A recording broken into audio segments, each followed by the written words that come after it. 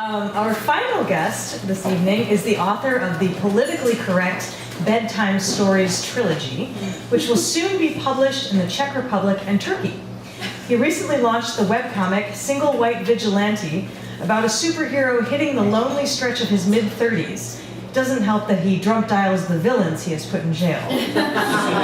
His latest project is the Clown Noir Mystery Series starring Rex Coco, Private Clown. These titles include Honk Honk My Darling, Double Indignity, and The Wet Nose of Danger, all of which he has for sale here today. Please welcome back to Tuesday Funk, James Finn Garner.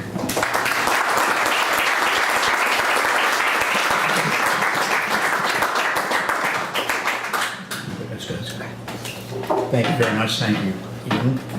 A little background to this is that in the clown noir genre, which I think I have pioneered, this is a mashup of the old movie Freaks with the old movies Maltese Falcon, with Chinatown, with everything else.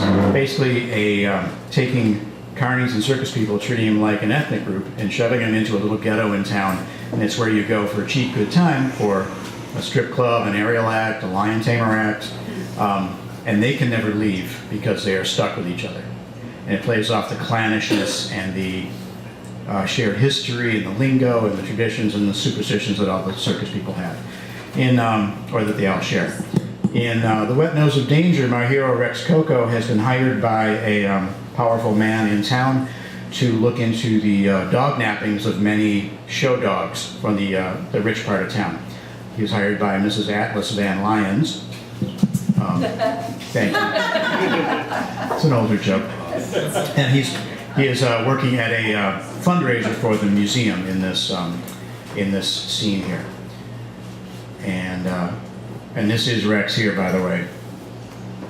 If you need a visual, coming through. The gentle music of the string quartet wafted over the murmur of the crowd, laying light, ribbon-like beauty over the chatter. Even at a distance, I kept an ear cocked to hear all of it. It was so beautiful, it almost made me forget this was a world where little Bowsers could be snatched away in broad daylight, right under the noses of their expensive handlers. It was also a world in which a genius like Mozart, a holy fool if there ever was one, could be chewed up and spit out on the streets of Vienna, dying penniless and sick after gracing us with his beautiful music. How these two ideas connect, I have no idea. But having no idea hasn't stopped me yet. I edged over nearer to the bandstand to soak in the melodies. I was careful to stay out of the musician's sight. Even at functions like this, they sometimes have a habit of breaking into John Philip Sousa whenever they see a clown or any other kinker. A kinker is a circus person. They're only human after all, but there's nothing more pathetic, believe me, than hearing the string quartet version of The Glory of the Yankee Navy.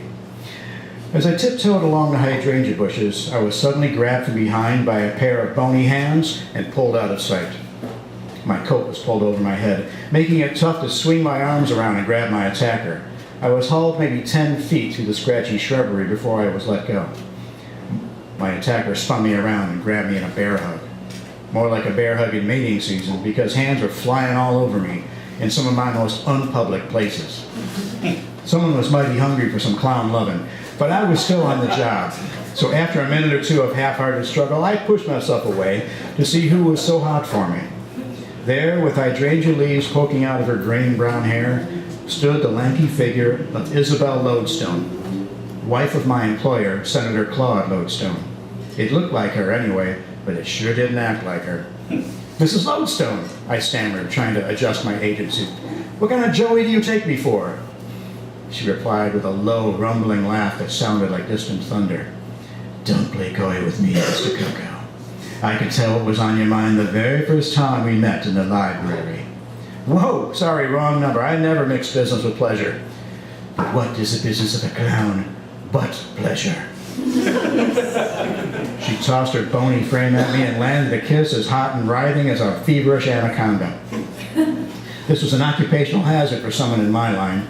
Some broads simply can't control themselves around a clown. Maybe it's the old wives' tale about the big shoes. Now, some Joeys take advantage of this and waggle their balloons just anywhere, but I have a little more self-respect than that. Listen, lady, this ain't the time or place. You're a respectable woman. This is a respectable crowd. Don't give me that. Just because I'm married to a senator, have advanced degrees from Princeton and Vassar, and can trace my ancestry back to Charlemagne, doesn't make me respectable.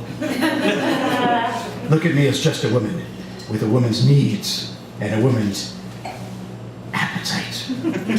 She was pretty tanked up. And judging from the drugstore smell on her breath, that probably wasn't port in her glass before either. She was firing it off hotter than a Greebling Street coochie show, but no way could I give in. She was too unstable. The senator was too powerful. Besides which, she had all the curves of a hat rack, not my kind of Jill at all. She reached for my belt and gave a tug, grabbing the bulb of my Bombay horn by mistake. The fat honk could have been heard for a mile.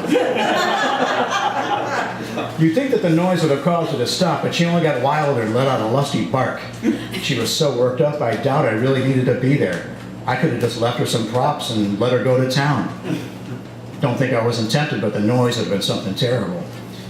You're my big clown, aren't you? You're my big clown. No, right now I'm a big Seamus, I said. I pushed her away. Your husband hired me for security tonight, so that's what I'm going to do. He has his fun. Why shouldn't I? She asked. She made another lunge from my belt. Don't you know women like a man with a sense of humor? She started rooting around on me like a pig on a truffle hunt. Somehow she got her hands on my wolf whistle and gave that a shrill toot, which sent her even more of a fit. I was sure we'd be discovered in the bushes, which meant at the very least I could haul my keister back to Toptown and continue to slowly starve to death. Mrs. Lodestone, you letting the cough syrup do your thinking. You don't want to get shipped upstate again now, do you? But she was past reasoning. I squirted her a couple of times with my boutonniere, but it was like dousing a fire with gasoline. She had more arms than a Spider Woman, and the sex drive of a hippo after happy hour. When she finally grabbed my nose and set off the whistle there,